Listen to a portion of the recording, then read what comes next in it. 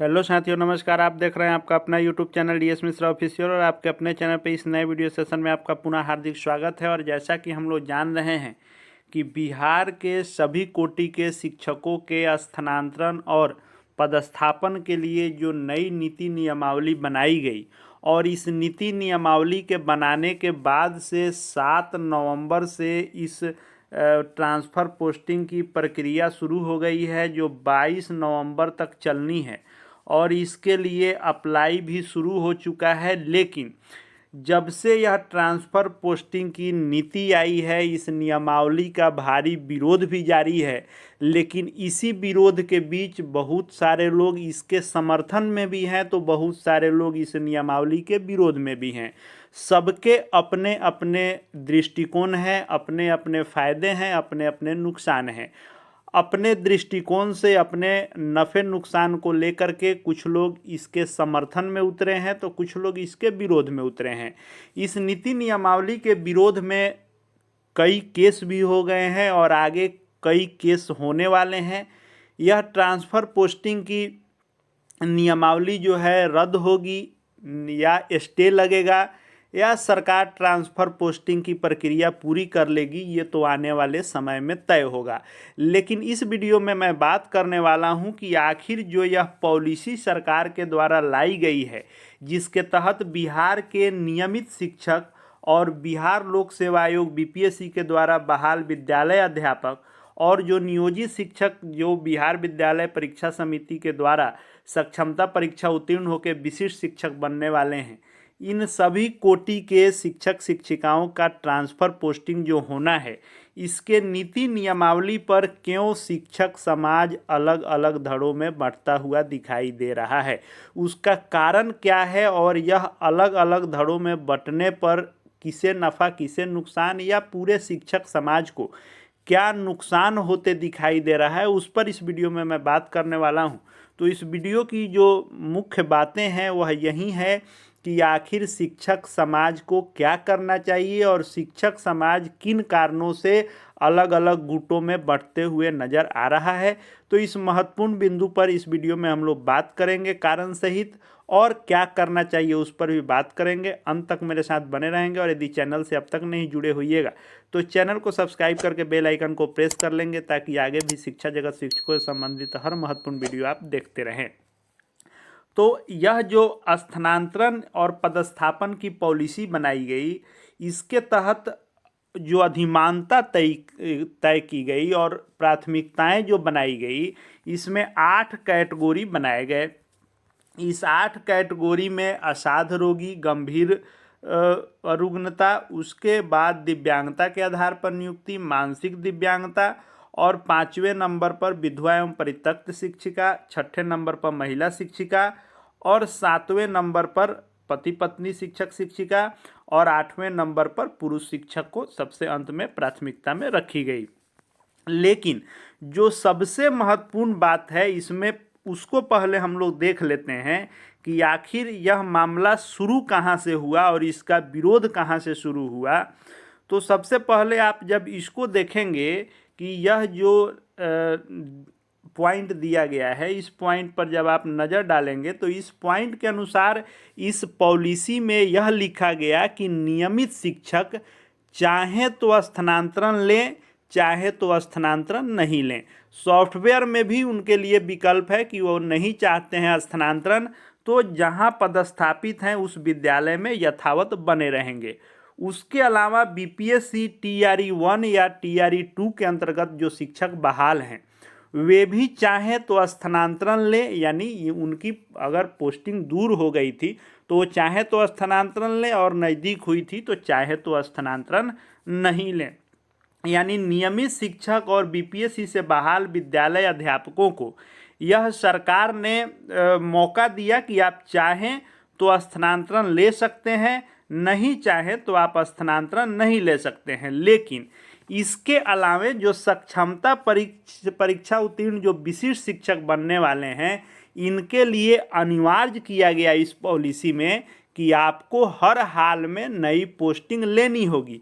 आप यदि विकल्प देते हैं तो दिए गए विकल्पों के आधार पर आपकी पोस्टिंग दी जाएगी यथासंभव, और यदि आप नहीं भी विकल्प देते हैं तो शिक्षा विभाग अपने मन से जहां उसको करना होगा आपकी पोस्टिंग अनिवार्य कर दी जाएगी।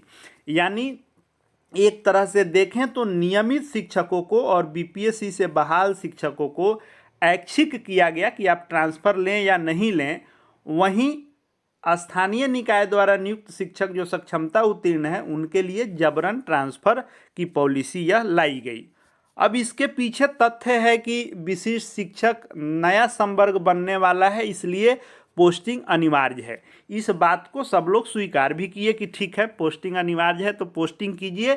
लेकिन अब जब इस 8 कैटेगरी में आएंगे तो कैटेगरी नंबर 1 से जब आप देखेंगे तो चाहे असाध्य रोगी हो, गंभीर रुग्णता हो, या दिव्यांगता के आधार पर नियुक्त हो, या मानसिक दिव्यांगता हो, या विधवा महिला, परित्यक्त या सभी कोटि की महिला शिक्षिका हो, या फिर पत्नी हो और पति हो शिक्षक शिक्षिका, तो इसको जो प्राथमिकता में रखा गया इसके लिए पंचायत विकल्प दिया गया कि आप गृह और पोस्टेड पंचायत छोड़कर आप बगल के दूसरा कोई भी 10 ऑप्शन पंचायत ले सकते हैं।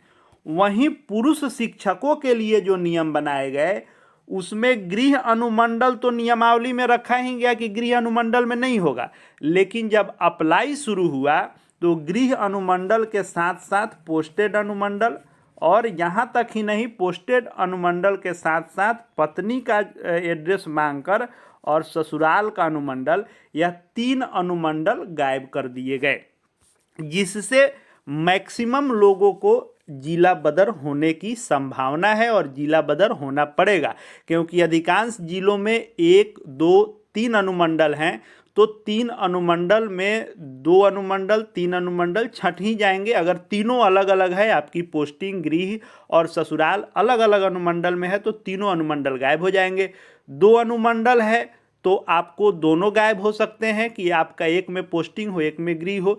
इस तरह से अधिकांश पुरुष शिक्षकों को जिला बदर होने की जो स्थिति बनी है इसी पर विरोध जारी है, और इस विरोध को लेकर के शिक्षक और शिक्षक संगठन, शिक्षकों के गुट, ये सभी लोग हाई कोर्ट भी पहुंच गए हैं। कई सारे केस आज हो भी गए हैं।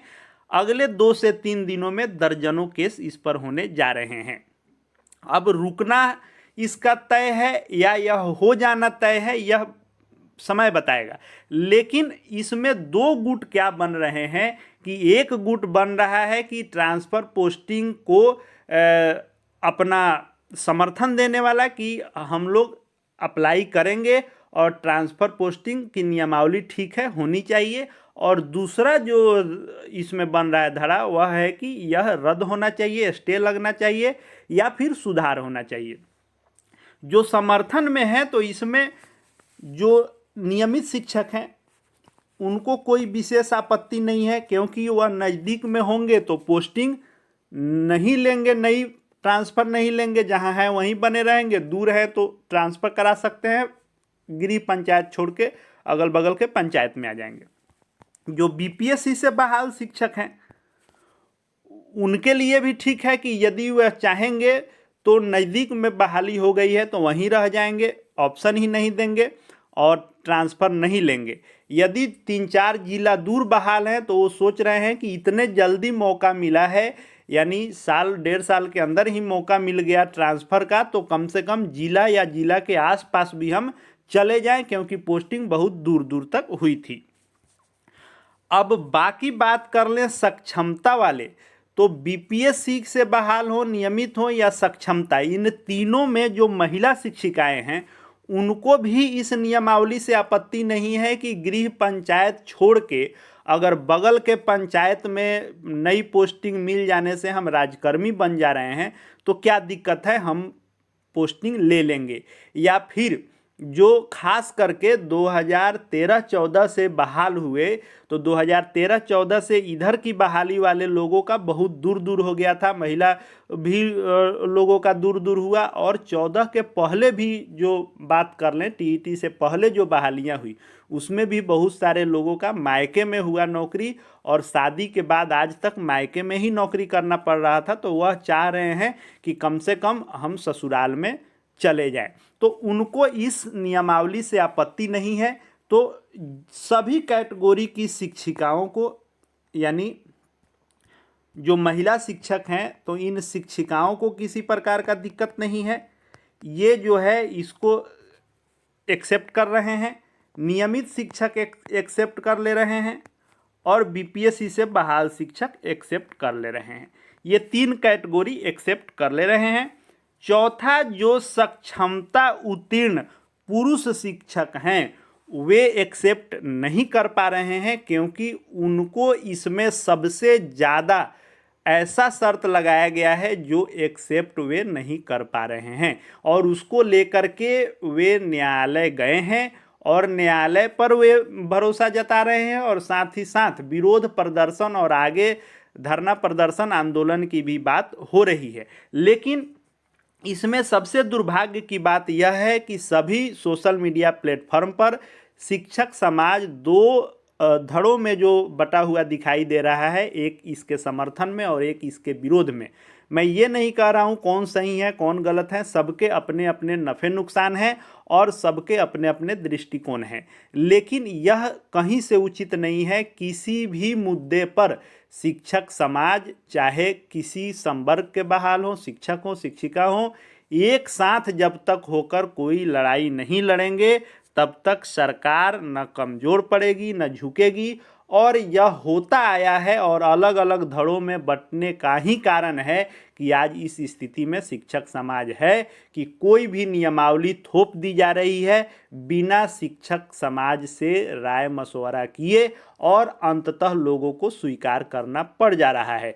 इसलिए शिक्षक समाज को चाहिए कि जो भी, चाहे वह किसी भी एक संवर्ग के लिए अगर सही नियम नहीं लाए गए हैं, तो सबको मिलकर इस पर विरोध करना चाहिए, यही हमारी अपील होगी।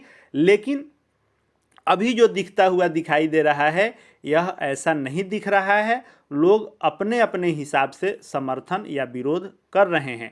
आगे देखने वाली बात होगी कि यह स्थानांतरण और पदस्थापन की नीति लागू हो जाती है और सभी लोगों का ट्रांसफ़र, जो दिसंबर में संभावित है कि दिसंबर में ट्रांसफ़र पोस्टिंग की प्रक्रिया कर ली जाएगी और जनवरी में नया स्कूल योगदान हो जाएगा, वह हो पाता है या इस पर न्यायालय द्वारा रोक इत्यादि लगता है, आने वाला वक्त बताएगा। आगे भी शिक्षा जगत और शिक्षकों से संबंधित हर महत्वपूर्ण वीडियो देखते रहने के लिए हमारे चैनल से जुड़े रहेंगे। चैनल को सब्सक्राइब करके बेल आइकन को प्रेस कर लेंगे। साथ ही साथ हमारे Telegram channel DS Mishra official से भी जुड़ जाएंगे। हर शिक्षा विभाग के अपडेट वहां आपको मिलते रहेंगे। इस वीडियो को देखने के लिए आपका बहुत बहुत धन्यवाद।